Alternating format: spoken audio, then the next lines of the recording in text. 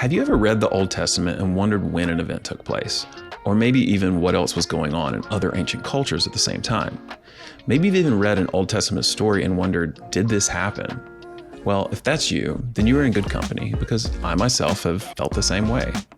Over the last few years, I've been digging more and more into Old and New Testament archaeology in order to get a better understanding of the culture and history surrounding the biblical text. Now, there are some great resources out there to help you go on this journey for yourself and actually see these archaeological finds firsthand. And in fact, that's what we're going to do today. In today's video, I'm going to take you on a tour of the British Museum in London and explore several exhibits that relate to your Bible and what you can learn from them. Now, just for some context, scholars are somewhat divided on when the Exodus happened. Possible pharaohs include Ahmose I, Thutmose III, Amenhotep II, Akhenaten, and Ramesses II. For the sake of this video, we will focus on two primary pharaohs and time periods, which nowadays are typically called the early date and the late date. We will actually compare these two dates and the findings of both in a separate video. But for now, just know that there is evidence for both. And at this point, it's just a matter of how you pair biblical interpretation with archaeological findings in order to get your answer. Whichever date you prefer, don't worry, the British Museum has artifacts from both dates. This is the British Museum in London, England. I recently spent 2 days here while picking up my daughter from a study abroad program. We brought the whole family out to visit her earlier this year, and I popped into the museum to see a few exhibits. I was actually just blown away by how many things in the museum actually relate to and illuminate the biblical narrative. So I decided to come back and spend a little more time exploring each one in detail in order to produce this video. Now, when you enter the main hall of the museum and move to the left, you will see two giant busts of the Egyptian pharaoh Amenhotep III. This is the entrance to the Egyptian and Assyrian collection.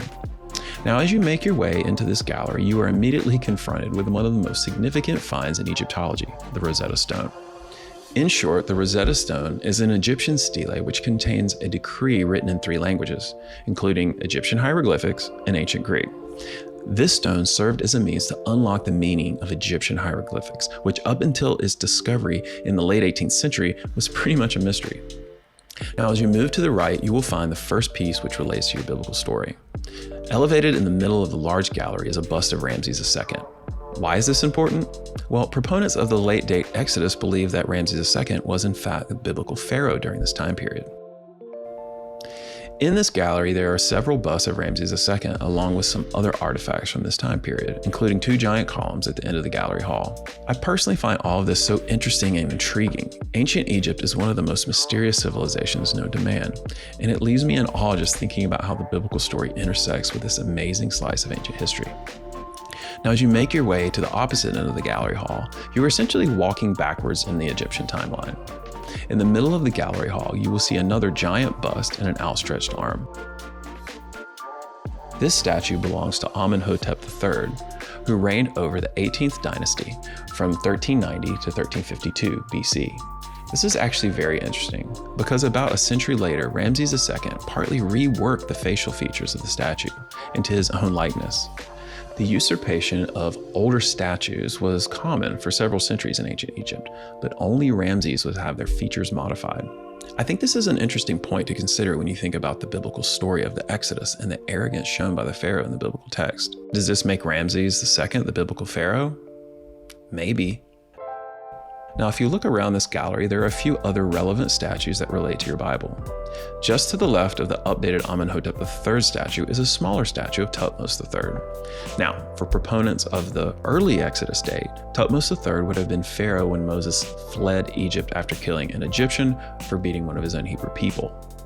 This is an important point for the early Exodus date because Thutmose III reigned for 54 years, and the Bible records that Moses did not return to Egypt until after all the men who wanted to kill him were dead. And they assume this includes the pharaoh himself. Now, Thutmose III was father of Amenhotep II, who is claimed to be the pharaoh of the early date Exodus. Now, to be fair, Amenhotep II is also suspected to be a very arrogant pharaoh.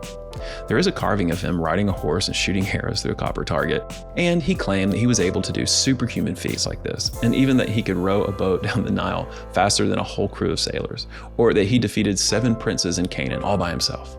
He also claims that he conducted the largest slave raid in Egyptian history.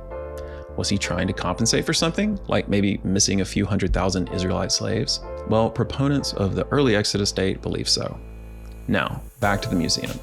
Now, if you look directly across this area of the gallery, you will see a statue of Sobekimsaf I or II.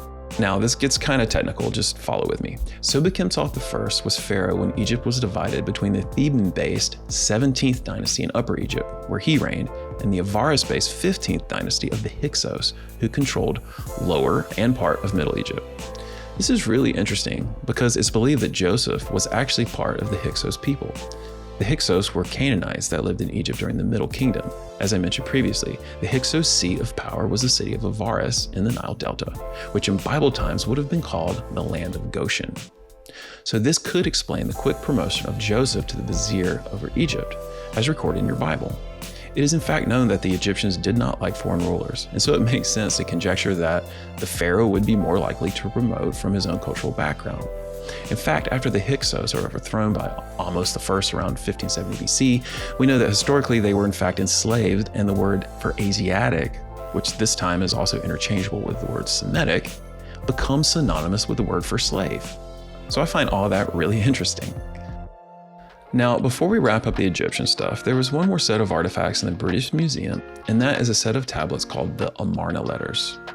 Over the last 150 years, hundreds of 14th century BC clay tablets have been discovered in Egypt.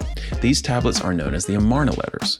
The letters are essentially pleas for help from regional Canaanite rulers who write that all of the lands were being overrun by people called the Habiru.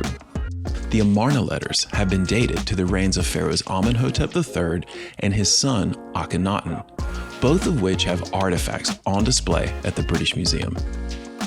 Now, the name Habiru closely matches with the root of the name Hebrew, specifically Abar, because the B and P sounds and spellings are known to be interchangeable across different languages. Now, if the Habiru are in fact the biblical Hebrews, then the Amarna Letters would serve as extra biblical evidence for Israel's conquest of the Promised Land, as recorded primarily in the book of Joshua. Okay, so that pretty much covers the Egyptian exhibits that relate to your biblical narrative. We hope you've enjoyed this video and exploring the connections between the archaeological discoveries in the British Museum and the Bible you have today. We'll see you later. Hey, you made it to the end of the video, and we're really proud of you. And now that you're here, take some time and click like and subscribe. And then go over to thelandinthebible.com if you want to help us to create more content, because your support there goes a long way.